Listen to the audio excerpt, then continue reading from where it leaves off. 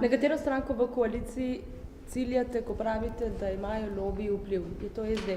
No, jaz mislim, da so povsod razpršeni ti lobiji po vseh strankah, tudi v stranki Desus sem nekaj časa čutil te pritiske, ampak so se po kongresu stranke ti pritiski močno umirili. Tako da mislim, da je to v vseh porah političnega življenja. Mogoče malo hitimo, ampak vseeno, recimo gospod Kenda kot prvo ime, ki se omenja, bi lahko imel podporo tudi vaše stranke. Glejte, jaz sem vam povedal, pričakujem, da se dogovorimo o koalicijski pogodbi do septembra 2015 in pričakujem rekonstrukcijo vlade in pričakujem, da bodo v tej vladi vsi predsedniki koalicijskih strank. Potem se pa lahko naprej pogovarjamo, ker vse drugo so gasilske akcije in v bistvu se nam dogaja rekonstrukcija brez da bi se zavedali, da se dogaja rekonstrukcija. Torej pred imenovanjem teh dveh ministrov totalna rekonstrukcija vlade? Treba se pogovoriti, kakšna bo koalicijska pogodba, kaj so cilji. Recimo za stranko Desus je gotovo cilj, da se pokojnine ne znižajo, da ostane varstveni dodatek za tiste, ki imajo, oziroma rekreacijski dodatek za tiste, ki imajo najnižje pokojnine. In meni se zdi osebno prav, da v tem projektu, če je zamišljen do septembra 2015, da se sodelujejo vsi predsedniki strank. Sicer je, kot sem rekel, najlažje biti zunaj, biti pameten, komentirati in imeti nobene odgovornosti. To pa mislim, da za tako dolgo obdobje, kot je september 2015, ne pride v upoštev. In mislim, da nas čaka temeljit razgovor, kako naprej. A vas lahko na začetku sestanka samo za par kadrov prosimo, noter, ko se usedete? Ja, brez zvoka, samo kadri. Ja, ne, veš, kako je. Tu pa pogled, če je kaj za stranko, kar je treba. Ja, ne, to. A? Ne, verjetno. Bomo pol snimali. Okej. Tako glede zakona o Slovenskem državnem holdingu, kot tudi glede odstopa ministra za zdravje. In jutri bo še ena točka priprava za sejo sveta, ker do konca leta je tudi predvidena seja sveta stranke Desus, tudi na tem nivoju pravimo eno. Skratka, gospod Virant, očitno se stvari začenjajo med vami, prvaki koalicijskih strank, malo zapletati, če razumemo prav, izjave gospoda Karla Erjavca. Dan pravzaprav po odstopu Gantarja, ki je v svojem pismu omenjal stranko SD, ne? Zdaj v bistvu vrača Erjavec žogico nazaj, naj Lukšič pride v vlado, sicer se nimamo več kaj pogovarjati. No, tudi sam mislim, da bi bilo dobro, da smo vsi predsedniki strank v vladi, tudi gospod Lukšič, vendar je to njegova odločitev in odločitev njegove stranke in to odločitev je treba spoštovati. To je rekonstrukcijo zahteva gospod Erjavec pred imenovanjem novih ministrov. Zahteva pa tudi, mislim, pričakuje nov program vlade praktično. Pravi, dogovorili smo se, da za 1 leto mandata zdaj se ta čas približuje. Je razčiščenje mafijskih poslov v zdravstvu, ki naj bi imeli lovke v koaliciji? Državljanska lista zelo podpira pripravo novega koalicijskega sporazuma za preostanek mandata. Kar se tiče širše rekonstrukcije vlade, pa mislimo, da se moramo zdaj čim manj ukvarjati v politiki sami s sabo, ampak moramo intenzivno delati na reševanju problemov. In seveda poiskati za izpraznjena resorja 2 čim boljša kandidata. Torej mu ne boste prisluhnili, se s tem ne strinjate? Pravim, da mislim, da zdaj razmišljati o neki širši rekonstrukciji vlade ni smiselno, ker bi se potem nekaj časa koalicija ukvarjala sama s sabo. Poiščimo čim boljše kandidate za ministra za gospodarstvo in zdravje in predvsem delajmo naprej. No, čeprav ne, sta ta 2 resorja na gospodarstvu, kao naj bi sodilo neke vrste kvoto Pozitivne Slovenije, zdravje v kvoto Desusa. Vi pričakujete da bosta ti dve stranki poiskali kandidata oziroma imena za ta dva izpraznjena resorja, ali je recimo lahko tudi to, da pride do rotacije teh dveh resorjev med tema dvema strankama, da se pač zamenjata, ker kadrov očitno nima. Skratka, kaj lahko pričakujemo? Tehnično, v bistvu, če dobite strokovnjake. Ti dve stranki imata gotovo pri izbiri kandidatov prednost, lahko se pa dogovorimo tudi drugače. Dejansko je ključno, da pridejo strokovni in kompetentni ljudje na ta mesta. To je najbolj bistveno ta trenutek.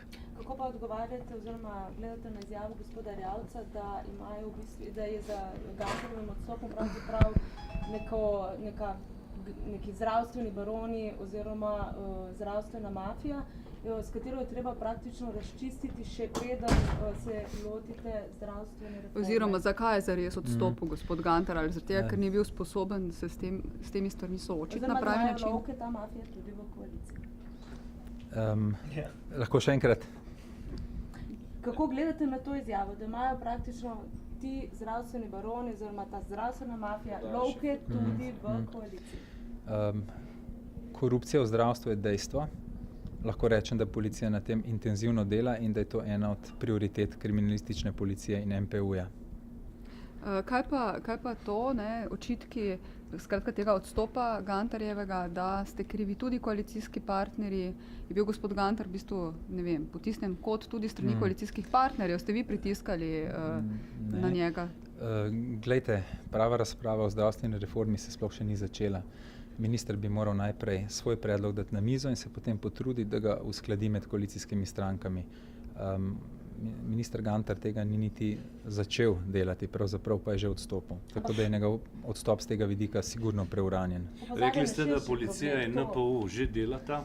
Je morda minister Gantar, ki javnosti ni razkril imen, podatkov, je morda vam pa vendarle kaj namignil, kdo so ti, ki izganjajo korupcijo v zdravstvu? No, jaz se seveda v konkretnosti policijskih preiskav ne spuščam. Vem pa, da policija, konkretno Nacionalni preiskovalni urad, intenzivno dela tudi na korupcijskih zadevah v zdravstvu. Kaj več pa ne morem komentirati. Veste, če je minister osebno mogoče naznanitelj kakšnega kaznivega dejanja? Tudi tega ne vem in ne morem komentirati. Gospod minister, lahko samo še besedo dve po vaših ministrih. Včeraj ste rekli, delata dobro, ampak vendarle nekako očitki proti gospodu Pličaniču so v zadnjem času malo potihnili. Recimo proti gospodu Omerzelu se pa ta zgodba z avtošolami kar razvija in razvija. Ali imata oba še vaše polno zaupanje? Govorim skratka znotraj DL-ja. Glejte, za vse ministre morajo veljati enaki standardi, tudi za ministre državljanske liste. Bi se mi pa zdelo nefair, če bi zdaj ministru Omerzelu obesili ali pa ga šteli za krivega za vse umazanije, ki so se dogajale v sistemu varnosti cestnega prometa v preteklih letih. Mi vsi od njega pričakujemo, da bo udaril po mizi in tukaj v čim krajšem času razčistil in naredil red. In sem prepričan, da bo to naredil. Prejšnji teden ste zagotovili, da državljanska lista svojih ministrov ne da. Lahko danes to ponovite. Glejte, sploh ni odprto vprašanje neke širše rekonstrukcije. Zaenkrat še nihče v koaliciji ni problematiziral dela katerega koli ministra iz državljanske liste, zato se mi zdi to vprašanje ta trenutek v bistvu irelevantno. Ste se z gospodom Omerzelom pogovorili o teh zadevah? Z gospodom Omerzelom se vedno sproti pogovarja o vseh vprašanjih, ki bi bila lahko problematična, vprašljiva in tako naprej, tudi o tej zadevi z vozniškimi dovoljenji. On mi zatrjuje, da je začel ukrepati takoj, ko je za zadevo zvedel. Predvsem se mi pa zdi bistveno resno, da povemo na glas, da so se te umazanije v zvezi z vozniškimi dovoljenji dogajale dolgo časa in da je minister to podedoval in da je njegova naloga predvsem, da odločno ukrepa in naredi red in razčisti zadeve. Kaj pa to obvestilo, da je za to vedel že aprila? On pravi, da takrat za to še ni vedel. In še enkrat bom rekel, ključno se mi zdi to, da se ve, da ni on tisti, ki je niti slučajno, ki je zakrivil to stanje, da so se te umazanije dogajale dolgo časa in da je njegova naloga, da razčisti in naredi red. Pa zelo pomembno se mi zdi tudi to, da je policija dobro opravila tukaj svoje delo. preiskala te zadeve, odkrila veliko kaznivih dejanj in dala tudi večje število ovadb na državno tožilstvo. Torej mu zaupate na besedo, če vas gre prav razumeti, se lahko upoštevate možnost ponovi zgodba z gospodom Maherjem, takrat ste tudi verjeli na besedo. Ne, primerjava se mi zdi tukaj popolnoma neustrezna. Ne. Res, to bi bil, mislim, da bi bil nekorekten spin, ne, če bi se zdaj na ministra Omerzela dajala neka odgovornost za stvari, ki so se dogajale v preteklosti. On jih čisti, on dela tukaj red. Kar zadeva državne posle ministrovega podjetja, vam je pa tudi večkrat zagotovil, da mirujejo. Tako je. Lejte, midva sta se o teh stvarih pogovorila na začetku mandata. Zagotovil je, da njegovo podjetje ne bo sklenilo nobenega posla ali razširilo nobenega posla v sektorju, za katerega je odgovoren. To besedo, kolikor vem, drži in jo mora držati še naprej. Gospod Virant, morda še ena reč, ki ne sodi v vaš ministrski resor, ampak bolj vaš politični pogled na zadevo. Včeraj je spletna stran strankarskega glasila Demokracija razkrila neke anonimke v zvezi z pravosodjem. Razkrivali so imena 3 sodnikov višjega sodišča, ki naj bi razsojala v zadevi Patrie na 2. stopnji in jih seveda označili kot udbaše. Potem je prišla ven še ena anonimka oziroma strogo tajno, češ da odredba tožilstva za kazenske oziroma preiskave finančnega stanja družine Zagožen in predvsem pa seveda družine in sorodnikov Janeza Janše. Kako vi gledate na to? Gre za pritisk na pravosodje, strah pač dotičnega človeka pred izrekom višjega sodišča v zvezi z prvostopenjsko obsodbo? Skratka, kaj vi menite o tem? No, menim, da odtekanje zaupnih dokumentov iz preiskav kateregakoli organa ni dobro, da bo treba te stvari raziskati. Seveda konkretnih finančnih preiskav pa ne morem komentirati, mislim pa, da mora vsak človek v tej državi znati dokazati in pokazati izvor svojega premoženja. Še posebej pa to velja za politike. Glede na to, da ko smo brali tale odredbo tožilstva, v bistvu ne preiskujejo nič takega, kar javnosti ne bi bilo znano, ker 210 tisoč evrov, kar je neznanega premoženja, gotovine ali kar je gotovila protikorupcijska komisija in zaradi česar je mogel Janša v bistvu zapustiti vlado, recimo to preiskujejo, pa mislim, da 270 tisoč evrov, če se ne motim, Zagožnovih računov v Avstriji. So to neke novosti za javnost?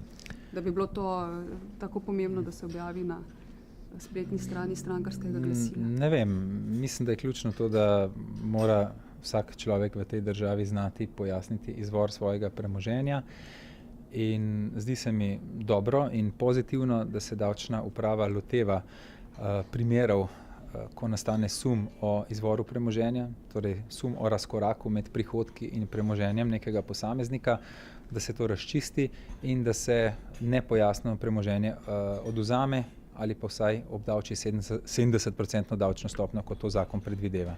To je koristno, da se to dogaja. Kaj pa uhajanje teh informacij, tudi to bo verjetno treba manj raziskati? Ja, kot sem rekel, uhajanje teh informacij in zaupnih podatkov in zaupnih dokumentov je škodljivo. Je škodljivo za tok preiskave, tudi izpostavlja določene preiskovalce, osebe, ki te preiskave aktivno opravljajo in odtekanje teh informacij bo gotovo tudi policija preiskala in seveda po navodilih državnega tožilstva.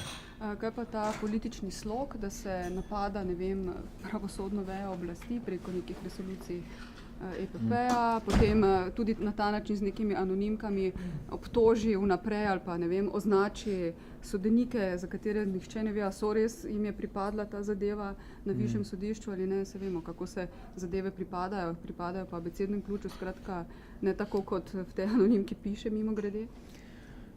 No, sodbe sodišč in odločitve drugih državnih inštitucij je potrebno spoštovati. Vsi v državi jih moramo spoštovati, še posebej pa to velja za politike, ki bi morali biti v tem pogledu zgled vsem državljanom. Ne moramo politiki pričakovati od državljanov, da bodo spoštovali odločbe državnih organov, sodišč in ostalih organov, če pri tem sami ne dajemo zgleda. Treba je to spoštovati.